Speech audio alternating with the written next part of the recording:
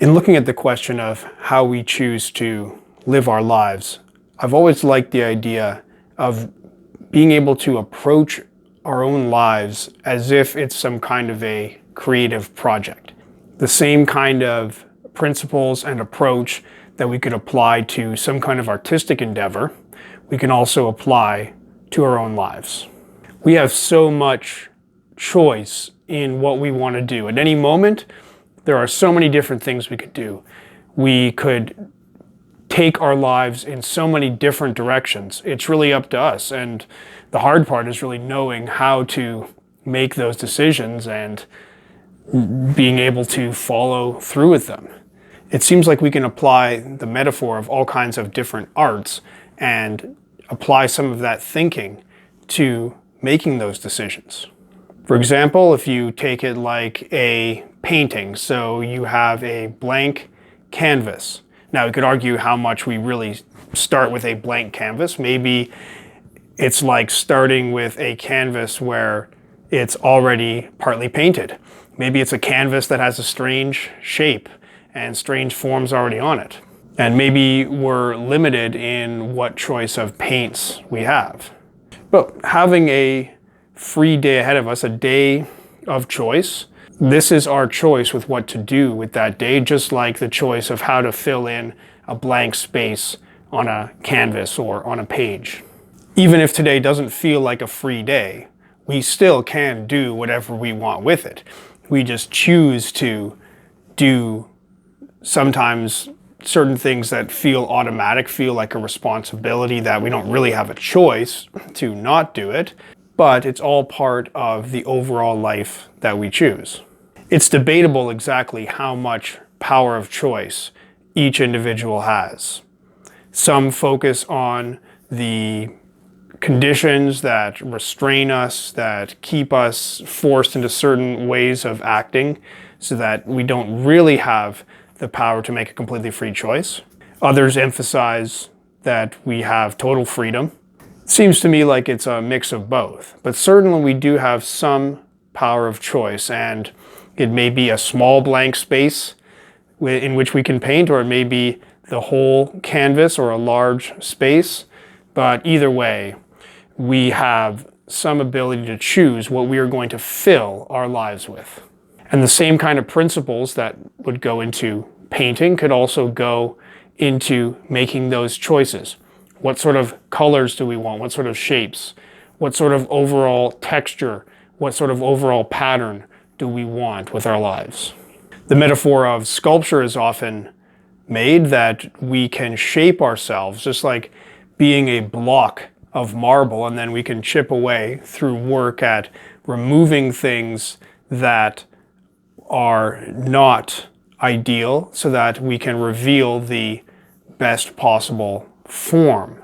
And sculpture makes an interesting different metaphor than painting, because with painting we start with a blank space and then add form to it. But with sculpture we start with a full volume of material that we then remove. So we create the form by removing material rather than adding material like with painting. So painting makes a good metaphor for filling in time. If we have free time, or time available to us that we can choose what to do in that time, and then the painting we do with it is how we choose to spend that time. Sculpture makes a good metaphor for minimalism and simplicity, and that we're removing everything that gets in the way of the form of life that we want. Removing all the extra material so that we can reveal the true form. Now, when it comes to the time-based arts of words and music, then it's even easier to connect them to life, because it seems like we live mostly, like the time dimension is the most important dimension shaping life. With words, of course, it's the story of our lives, and that is a metaphor that's almost used too much, that it starts to become a cliche, this idea of telling a story of our lives. And yet, if you think about the principles of writing, poetry, songwriting, words, and apply that to life, there's so much power to change how you see your life based on how you choose to tell the story. Maybe you can express life like a literary essay, or you could express it like a free-form poem. It could be rhyming like a song, acted out with visuals like a screenplay.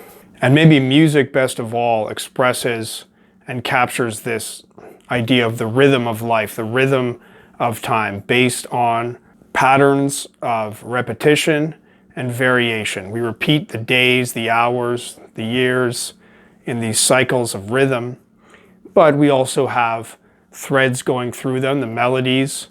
We have shifting harmonies that express the tone of our lives.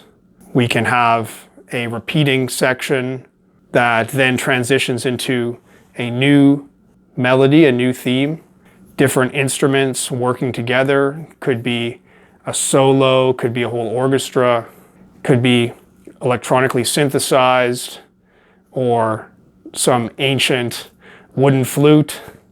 And even as we change into new sections, new pieces, there can be themes and motifs that return in different parts of our lives. A melody that starts on one instrument, one part of our life, then it can come back later in a different form.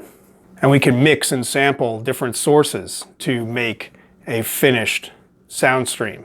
So this is all rather abstract, but I like thinking this way, and it seems like we can really apply principles of design in some kind of abstract way. We can apply them to our lives.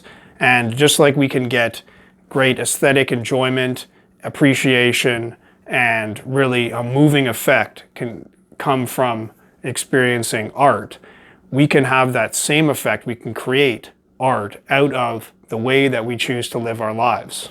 Bad elements that we don't want in our lives, that's like ugly elements in the art. It may be like a slash through the painting, a broken element of the sculpture, could be an annoying repeated line of dialogue that's interfering with the story or the screenplay.